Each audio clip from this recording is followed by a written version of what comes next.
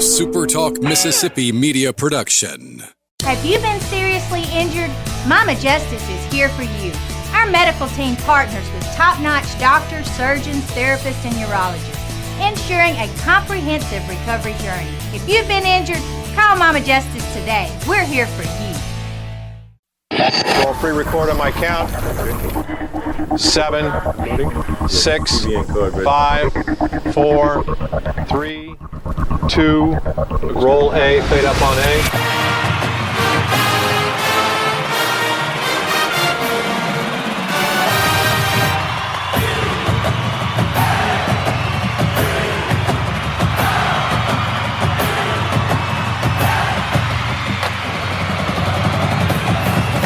Southern Miss to the top. You're tuned in to the Eagle Hour. All right, everybody, welcome to the Eagle Hour, and happy Friday to you. Bob Getty, Kelly Sander, Dima Mixon. We're all in the Southern Bancorp studio here in Hattiesburg, and we're glad you're with us to end your week. Got a good show for you today. Patrick Magee from the Times-Picayune is going to be joining us a little later. We're going to do a Saints update, the first of the year, and there's a lot of news to talk about out of New Orleans and the NFL. I can't believe the NFL camps are here. It's pretty exciting. And we look forward to that. Opening segment of the show is sponsored today, as it is every day, by our friends down at Movie Star Restaurant. Tonight would be a great night. This is the one night they're open, Friday night, 5 till 8. I'm going to suggest the stuffed baked potato and brisket.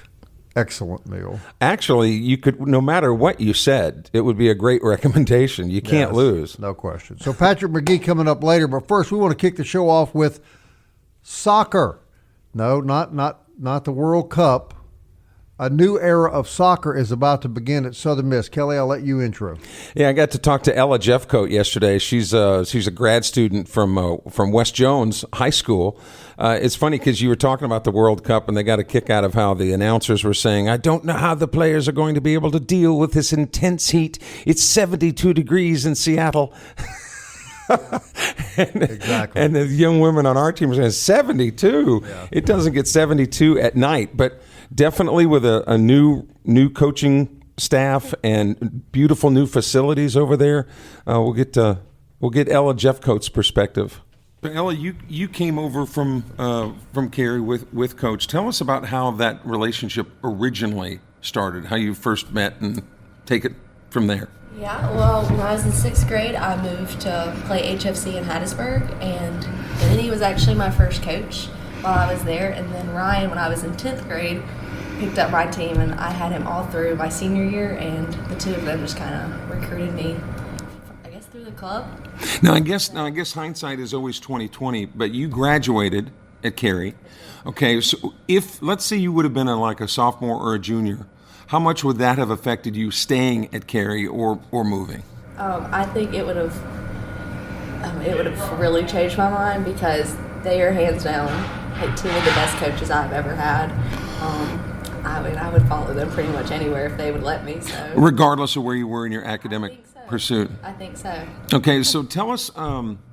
Nothing really then has changed for you, because you're already used to the process, the way Danny does things.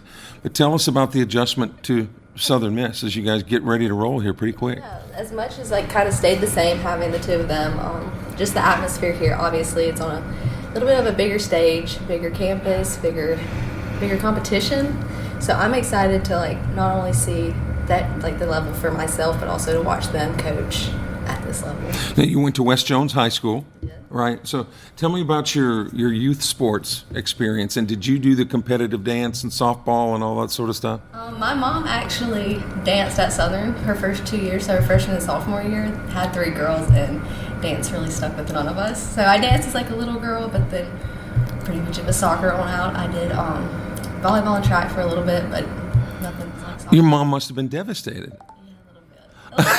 Yeah.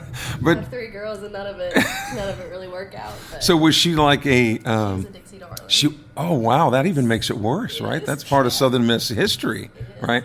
So tell us about the expectations for this year's team from what you've seen so far. Yeah, I mean, there's a lot of newness, from everybody, whether you're new school, new coaches, just new girls all in general.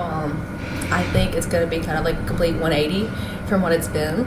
and I'm excited to see just the new talent, all of us working together towards a goal. And I'm just excited.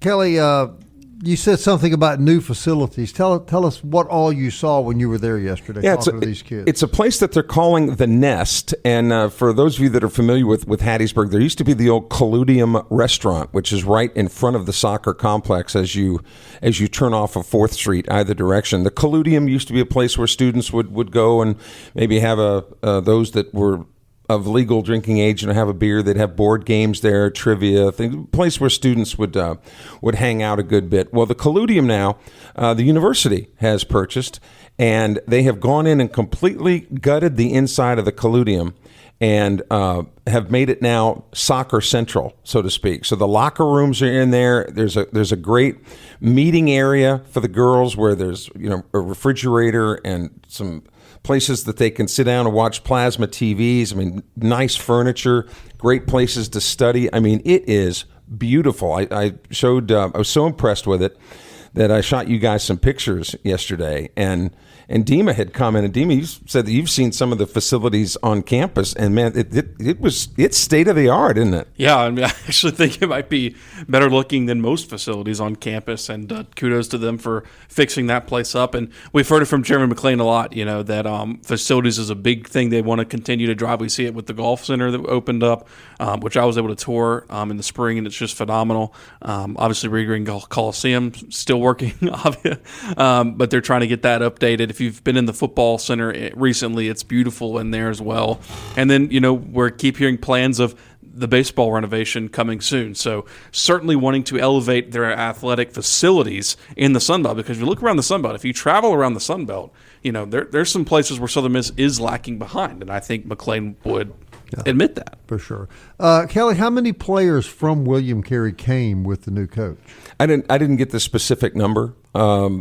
With 5 or 6, something like. But they were the cream of that crop. So then the question becomes, okay, and Carey had won some NAIA national championships, but do NAIA championship level competitors, how do they match up with NCAA Division I athletes? I think that's going to be the tale of the tape this year. Yeah. But they opened the season with an exhibition match, I think next week. Yeah, believe it or not, August 6th. Yeah, up at Middle Tennessee, and again, that's an exhibition game. And as Dima had noted on the show, the schedule this year not as difficult as it would have been in the past. But again, you're learning a new system. You want to build a little confidence.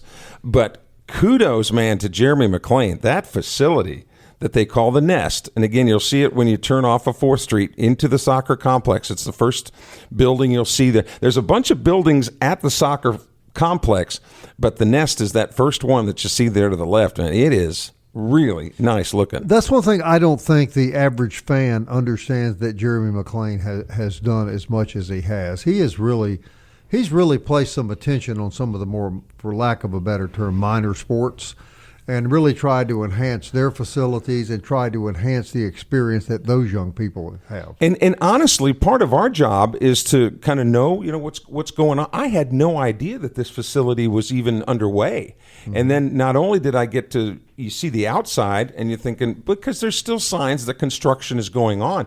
But then you go in there, and one end of it is the locker facilities, beautiful lockers with the nameplates on top, but then the meeting areas that I showed you guys the pictures on. Man, I mean, if it was a football team, it would be a really nice facility. So good for them, because that really, in the recruiting process, that's a lot of times the first thing you see, right, is where you're going to be able to meet with the other teammates in your locker room. It's super nice. Yeah. And I think we can report the fact, I mean, that may have ruffled a few feathers, that this new coach brought that many players from William Carey? Obviously, the Carey folks would tell you, that's natural. That's the case. But I don't think it's any different than if it was a coach from any other place would do the same thing. Well, and like the girl you interviewed, she didn't have any eligibility left, right, at Carey? She had graduated at Carey and came over with her coach, and I know that. Charles Huff comes to mind. I think he took a player or two with him. I don't think this has been that bad, right? Is that fair to say? This was not that bad. And I asked, and talking That's with just college sports today. And talking with some of the girls yesterday, or young women, I said, realistically, you're all going to say you want to win the national championship. I get it, but what's realistic considering last season was so disappointing? They said if we can finish with an over 500 record and make the Sun Belt tournament, we feel like that's a really good first step forward in developing the soccer program. Sure. All right, we'll have more of those interviews next week. Also, we're going to kick off our football preview next week, and I'll remind you we're going to be at Sully's Restaurant down in South Hattiesburg Tuesday from 1 till 3. It'll be a special 2-hour show, and we're working on a guest list now. We think we're going to have a good one, as always. And would invite you to come down there and have lunch at Sully's, just south of Hattiesburg, right off the interstate, right? And it's not going to be 95 degrees. It's going to be sunny and 70. Yes. Well, where we're going to be, it's going to be lit up and probably about 68 degrees. Yeah. That's exactly inside. I hope with a ribeye steak in front of us. Yeah. Sully's has some of the best. Yeah, count on that. Yeah. We'll be right back.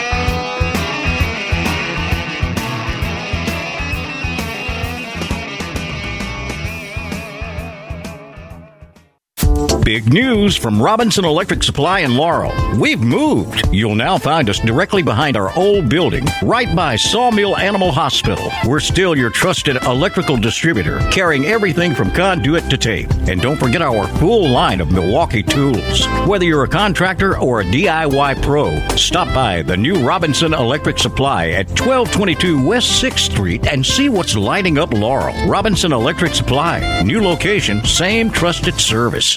The Eagle Hour. Southern Miss to the top. All right, welcome back, everybody. This segment sponsored by Eagle Tire West out on Highway 98 West. Matt Warren, a gang out there. They sell Goodyear and all major brand tires. They do full auto and truck service work, do AC work as well. So if you got some air conditioning issues, or maybe you just want to get your air conditioning checked in your vehicle, that would be the place to go. Eagle Tire West on Highway 98 West. Want to get right to our next guest, and he's an old friend of ours, of course, Patrick Magee, who is the sports editor of the Times-Picayune, works for NOLA.com and covers the New Orleans Saints, and has been a long, long time, well, the original contributor, actually, to the Eagle Hour. All right, camp is open. Football season is here, and my heart is already broken. My favorite Saints player is leaving Taysom Hill. Patrick, what happened? Oh, no, I mean, this has been expected for months. He sold his house in the New Orleans area, or was trying to sell his house in the spring. And, it's a parting of ways that was widely assumed. And now that you're kind of here, there wasn't an agreement they could come to. But, I mean, this was kind of in the making for a while now. And, what's next for Taysom? Not sure. I'm sure retirement's an option, but, maybe there's a team out there that can see, him helping out. But it was apparent, last year that Taysom wasn't quite himself. Mm-hmm. Is it injuries, Patrick, or is he just slowing down? Yeah, I mean, injuries add up. How old is he now? 35. It's just natural. Your body's going to slow down. And, he's 35 years old. Injuries add up. He had a pretty significant knee injury the year before, so it's just natural. I mean, he clearly wasn't quite himself a year ago. Patrick, just curious on Chris Olave's status. Know the trying to still work out a deal for him, and then if that were to somehow fall through, what does the receiving room look like for the Saints this year? He brought in Jordan Tyson. Right. I'd have to pull up the depth chart to really kind of give you a full breakdown. I'm sorry. You're looking at Devon Villay is somebody that played pretty well until injury ended the season a year ago. and you have Jalen Polk, who sat out last year with an injury, brought in with the from a trade with the Patriots, and now it's just one of those things to where they have more numbers at receiver now. They have more options. You have Jordan Tyson is supposed to be that number 2 guy, with somebody like Devon Belay also sound like somebody that could step up, be like a number 2 or a number 3 option. But you expect Olave to be on the Saints roster? Just have more options, and they're obviously trying to build around Tyler Shough. Right. Do you expect Olave to be on the roster, though? Yeah, I would be shocked if he's not there. All right, Patrick, going into camp this year, a lot of people say, "Man, the Saints are going to be so much better this year." I think that maybe we're a little bit overly optimistic. Nothing wrong with being a little bit optimistic, but man, they're getting a lot of praises, and I'm not sure why. Can you set the record straight for me, one way or the other? Well, sure. They've improved in all aspects on offense, and they, whenever you have a quarterback that you can recruit players to build around. I mean, you brought in, Kamara's at the end of his career, but you bring in Travis Etienne from the Jaguars, a 1,000-yard rusher, to be your top running back. You now have, not, Chris Olave is your lone option receiver. I mean, he really was the only guy for much last season. Ideally, if these guys stay healthy around him, you're talking about 3 or 4 options that are pretty solid. The offense, they invested in the offensive line, David Edwards bringing them in at left guard. You're talking about an offensive line that should really take a significant step forward, especially if Eric McCoy is healthy at center. So overall, I mean, the Saints really invest in offense through the draft and in free agency. So the Saints should be much more much better in terms of depth and overall talent on the offensive side of the ball. And I think there might have been some people that called it a coin flip as to whether Kellen Moore was a good hire, but I really think, especially toward the end of last season, that he was really starting to grow into that role as head coach. What do you think? Yeah, I mean, he seems more comfortable now, and just really kind of the play of the team in the final weeks of last season really did kind of build a sense of optimism, and I think that it's spilled over into this season.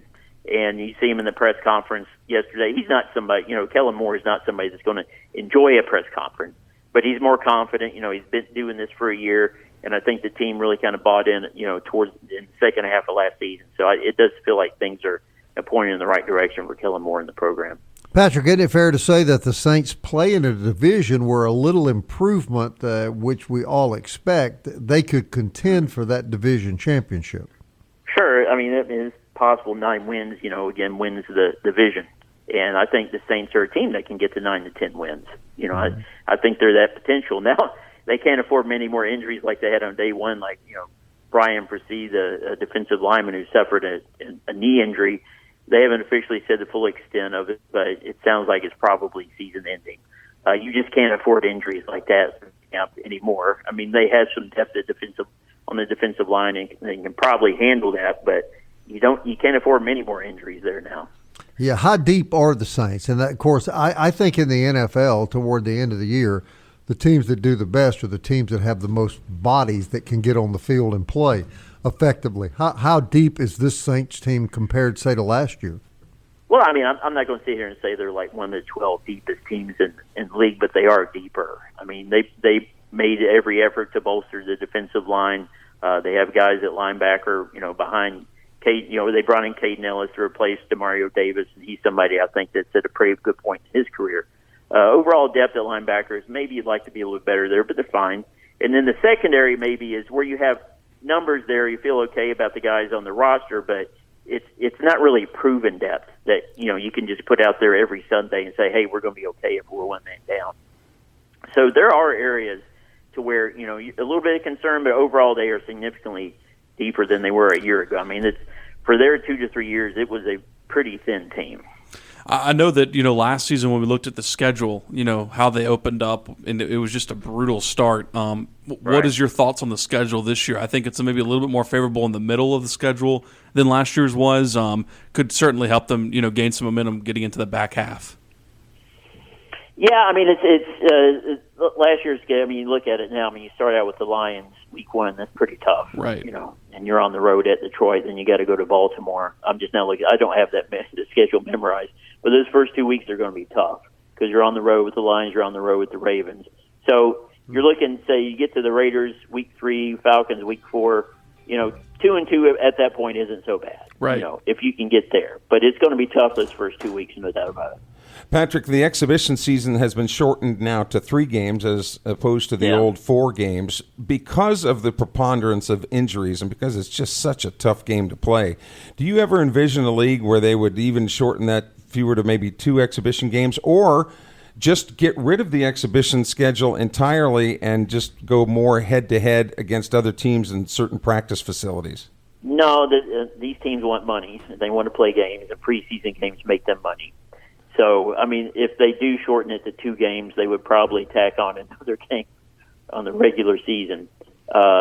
It's just one of the league. Yeah, sure, they did shorten it to 3 games in the preseason, but now the regular season is 17 games. So these teams just aren't going to give up any game at this point. So I'm somebody that thinks the season is a little too long, but I don't expect them to shorten it.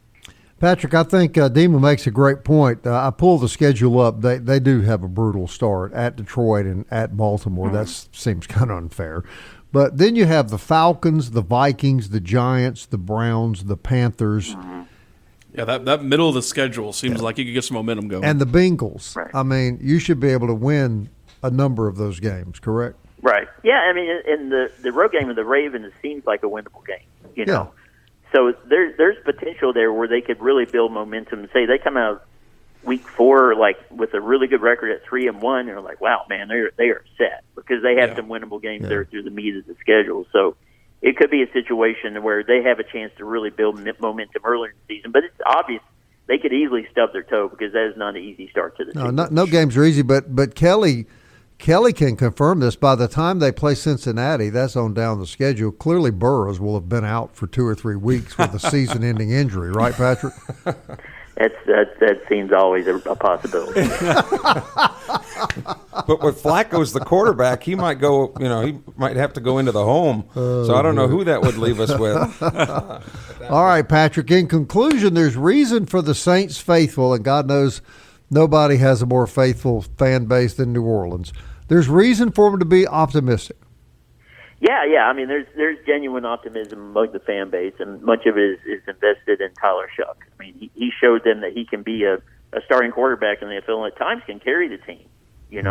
So that whether that translates into a new year with a tougher schedule to start the season, they weren't exactly playing heavyweights like last year, but he looked legit. So.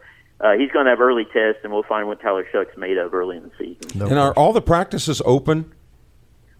Some are open. I don't think every one of them is open. I got you. I know today was open. Well, Patrick, it's good to hear from you, my friend. And now that football is back, we'll be bugging you pretty consistently. So we'll look forward to having you back on the show on a much more regular basis. All right. Thanks, guys. Patrick Magee, everybody, and we sure appreciate all he's done for 10 years, Kelly, 10-plus years. We didn't ask him how Blue was doing, his dog. Well, Patrick's married now, so, I mean, he doesn't use Blue quite like he used to. Blue served his I always purpose. admired that. I thought that was pretty smart. Boy. Yeah. Walk old Blue down the street and let the ladies come up and start talking about your gorgeous dog. Blue was a chick magnet, no doubt. Patrick was no fool. We'll be right back.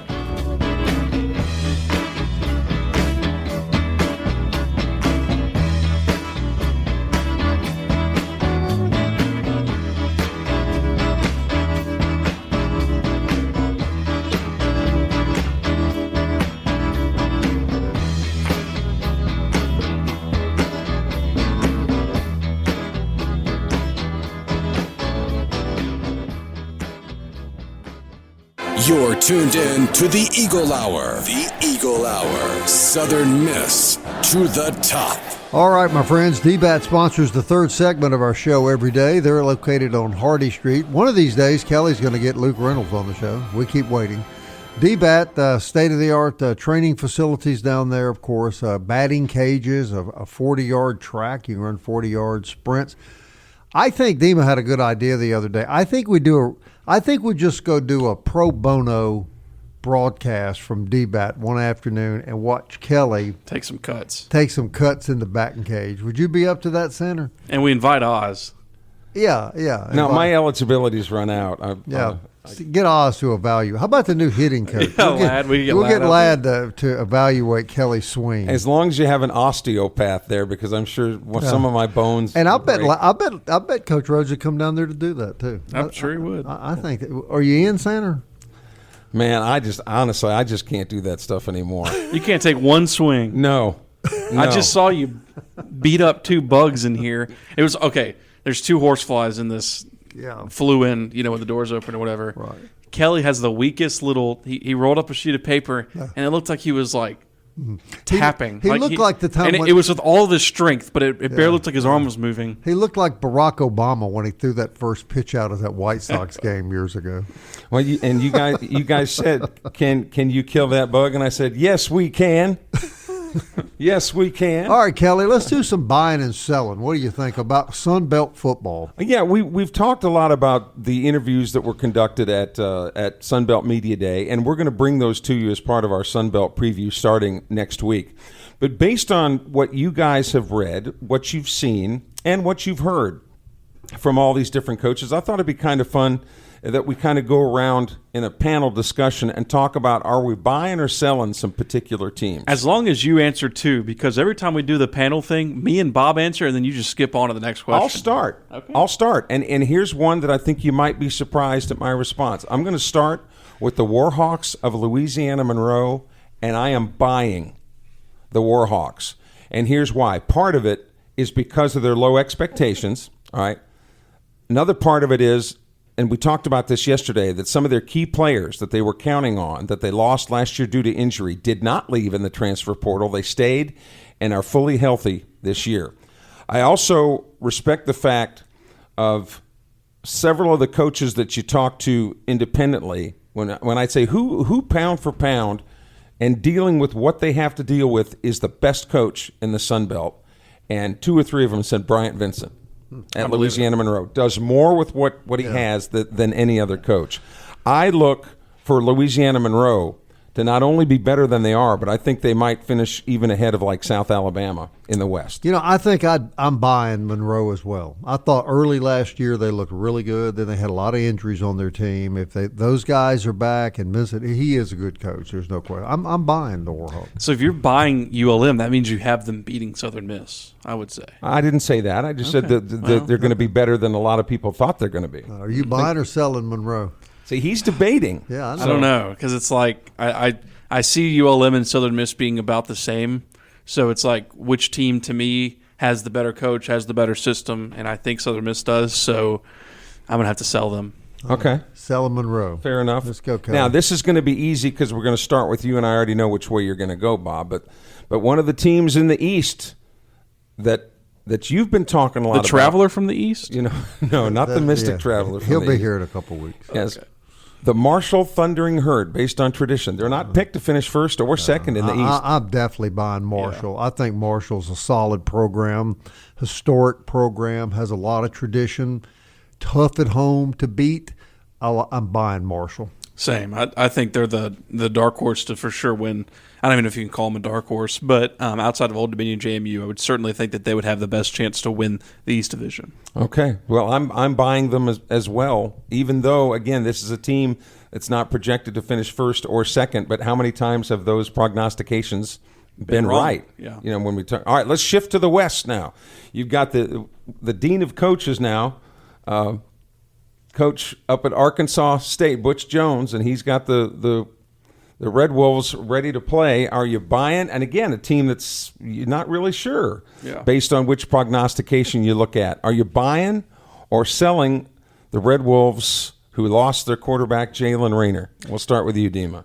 I'm probably selling them. I'm not really high on them this year. I don't really know who's going to be quarterbacking them. They lost a lot on defense. When I was reading Mr. Phil Steele's magazine, by the way, they lost a lot on defense, and their defense last year wasn't even really that good. So I don't think they're going to have a great season at all. But the fact that they lost a lot of defensive players on a defense that wasn't very good, could that not also be a positive for the Warhawks? Well, it could be. It's going to be interesting to see from them.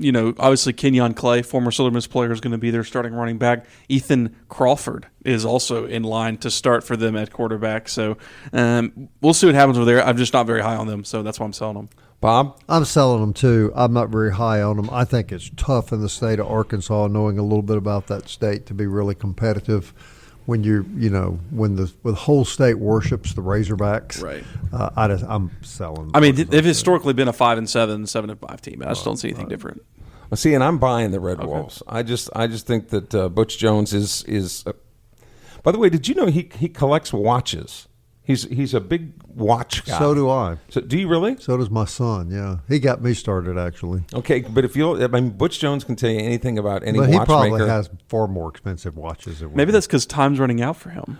Oh, boy, or those expensive watches are coming in because Tennessee money is still coming in. It's a bong. Oh, that sounds terrible. All right, next team. A drum roll. Drum roll. Yeah. What did you say? A bong? Next team. Oh, okay. Staying with the West. Oh, man. Louisiana. We're having a bad influence on this young man. I'm telling you, Kelly. Well, every time especially you. That goes Louisiana Tech. No. Oh, Louisiana. Oh, certainly buying them. I think they're going to win the West. That's who I picked to win the West. Really? Yeah.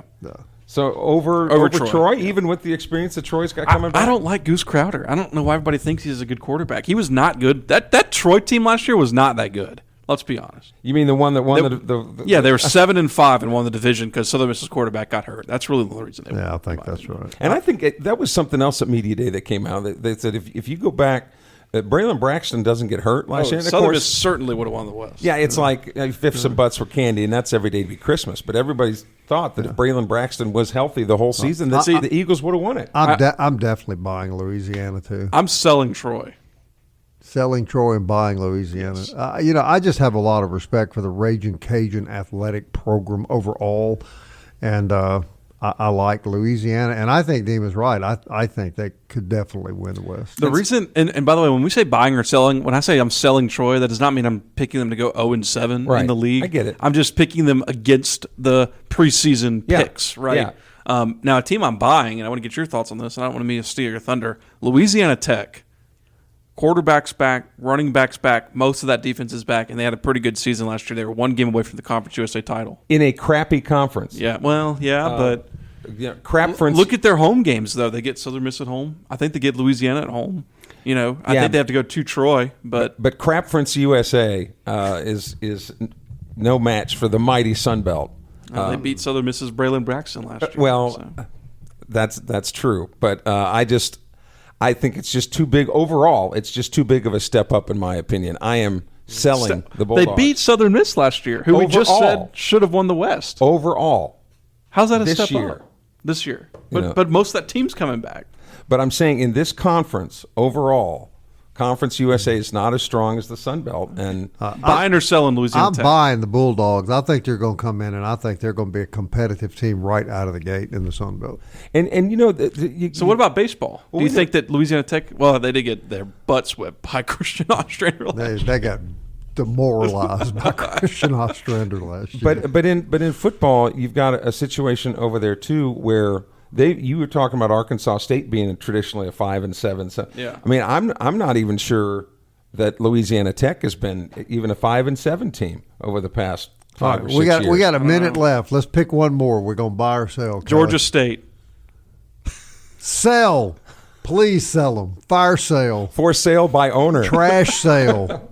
No, Georgia Southern. That's where I was going next. Georgia Southern. Okay. Georgia Southern. You got Clay Helton there. And now he's worked his way in there and has been there for a while. New facilities, but yet not a lot expected of Georgia Southern. You know what I'm going to do. Yeah. I'm buying the Eagles. I don't know. It's just such a hard place to win, over there. And I know he's a good coach. It's just hard place to win. The same school that won all those other titles under Irk Russell. Yeah, but this is a different.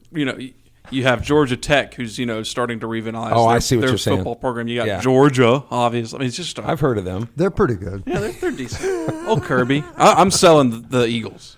I'm selling the Eagles too. I don't think Gata gets it. Are you guys gargling with bong water? I mean, are you swinging? That's two bong references in Are one you segment. We swinging probably can move on. Are you swinging from power lines? You guys, we'll see. About Maybe this is the show that doesn't end up on the podcasting platform. Correct. Kelly, you buying or selling Southern Miss? I'm buying the Eagles. Dima? I haven't decided yet. We're going to a commercial break. We'll be right back. Notice Bob didn't answer.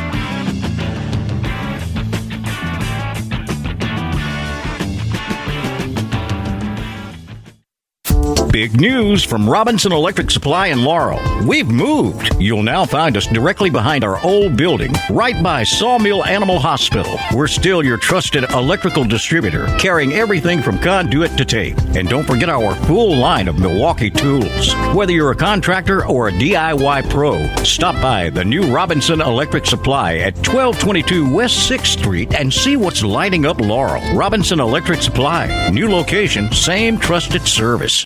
Southern Miss to the top. To the top. You're tuned in to the Eagle Hour. All right, welcome back. SuperTalk Eagle Hour Studio, Southern Bancorp Studio. That's where we're at today. I want to tell you about our good friends down at Jewel Masters. That's where you would go. If you have gold or silver you want to sell, old coins, old jewelry, nobody will give you more money for that than Marty Vick. He is the expert when it comes to gold and silver. Jewel Masters across from Academy Sports on Highway 98. And also I want to remind you about a great place to take your family to eat tonight, and that would be our wonderful friends. Where would that be, Kelly? What barbecue place would you go to tonight? Is there any other? I don't believe besides Dickey's? I don't believe there is. What was the old Toucan Sam commercials when the Fruit Loops actually say "Follow your nose"? It always knows. Go to Dickey's. Yeah, that's for sure. Dickey's Barbecue, and also a great place to cater events in case you've got that. Hey, Forest Health reminds you to keep up with your favorite team, but also take care of the most important player. That's you. Get an annual physical. Be sure your health is as good as it can be, and Forest Health will help you with expert medical care. And I can't do a show without saying hello to Hank Lott and his wonderful family at MCS Home Center. They have been so very kind to us. Everything you need for your next project, home, lawn, or garden, it's available right there. MCS Home Center in Bellevue, 7329 Highway 98 West. Bob, Dima, and Kelly dressed in pink here in the Southern Bank. Just to be clear, Kelly is dressed in pink. Kelly's the one in pink. Bob and Dima are here. You guys are not confident in your overall, being. You don't let your feminine side come out. The pink, I look great in pink. I'm a winter person. All right. I've been colorized. Cut his mic.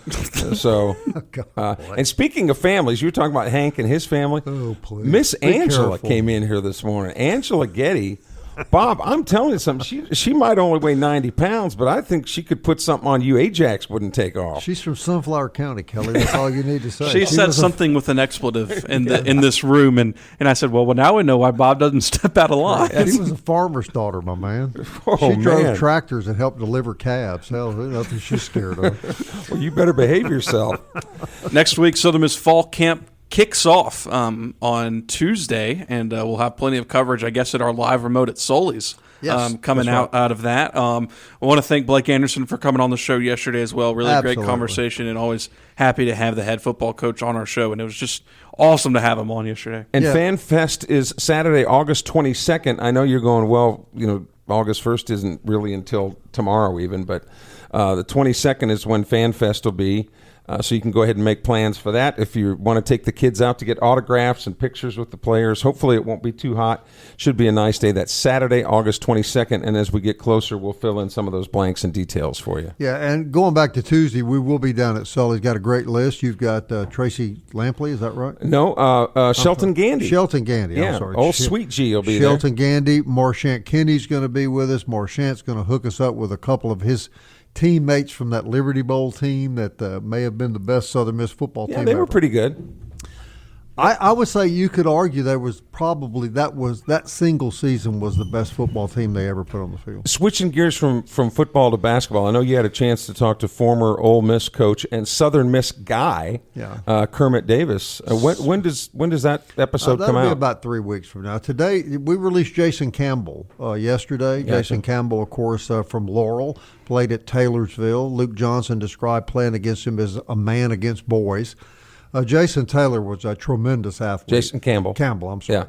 Yeah. Number 1 NFL draft choice, all SEC Player of the Year, played for Joe Gibbs when Joe Gibbs came back his second term to coach the Redskins. And he played for Cincinnati and played for he wasn't there long. Played for the Raiders. In fact, he invited you up when he was with Cincinnati. Yes, he sure did. You went up to the camp. It was great. It was great. He is a super guy, by the way. Did they win? We got it was practice at training camp. They lost that practice too. Yes, that's right. It was a big circus tent, and you got to go into there and food for days. And clowns that played football. Yeah. Oh, why don't you tell Jason Campbell that he was a clown? That I would love to see. I'd pay good money. But let me say, I'm meeting the Bengals. He is a great young man, and he is now working with these college athletes we talk so much about. Yeah. Kids that maybe don't have a father in their life, now all of a sudden they're making $2 million a year. Jason Campbell's with an organization that's trying to counsel those young men on how to invest that money, save that money, how to conduct themselves where they can take advantage of that the rest of their life. So, Big Ten Media Days was this week in Chicago, and I was watching some stuff from Big Ten Media Days, and one of the Oregon players who's making $8 to $10 million, whatever number it is, they said, "Well, what did you do with your first purchase of NIL money?" He said, "Oh, I bought my grandmother a $1.5 million home on the Pacific Ocean." Isn't that not crazy? I read just this morning that the Ole Miss quarterback just bought a really nice home in downtown Oxford. This is the world we live in. And you mentioned Kermit Davis. When he left Ole Miss, and he'll reveal this in the podcast, he had lots of offers. He had enough. He had enough of the money, the transferring, all of that. And interesting conversation. It deals a lot with his observation of college basketball, and it's not good. But I thought it was cool what he had to say. And again, this will be coming out in about 3 weeks, and we'll let you know about it. But I think it was cool about how he really backed Jay Ladner and said, we don't know what a jewel we have here. 1,000%, as have other basketball coaches I've interviewed, say he does more with less than anybody in the country, and that it would be foolish to think about getting rid of him. So we'll see.